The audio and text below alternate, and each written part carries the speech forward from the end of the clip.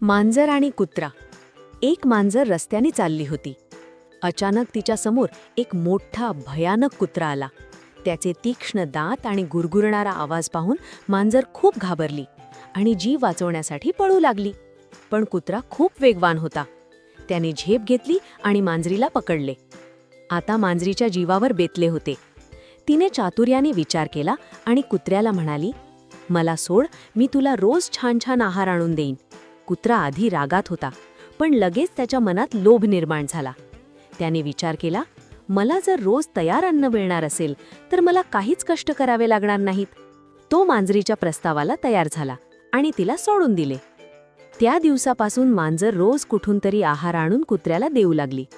कुत्रा मात्र दिवसभर झाडाखाली आळस करत पडून राहू लागला. हळूहळू तो जाड, सुस्त आणि आळशी बनू लागला. धावणे, शिकार करणे हे सर्व तो विसरूनच गेला. काही दिवस असेच गेले. एक दिवस मांजर आहार घेऊन आलीच नाही.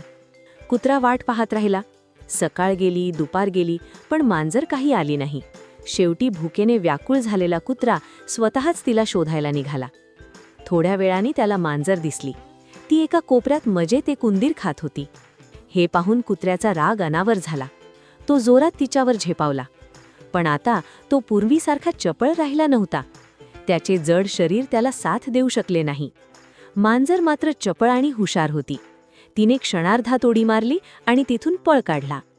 कुत्रा फक्त तिच्याकडे पाहत राहिला आणि आपल्या मूर्खपणावर पश्चाताप करू लागला. बोध: दुसऱ्यांवर जास्त अवलंबून राहणे कधीच चांगले नसते. आपण स्वतः मेहनत करून आत्मनिर्भर राहिले पाहिजे. तुम्हाला ही गोष्ट आवडली का? मग व्हिडिओला लाईक करा, शेअर करा आणि चॅनलला सबस्क्राईब करायला विसरू नका.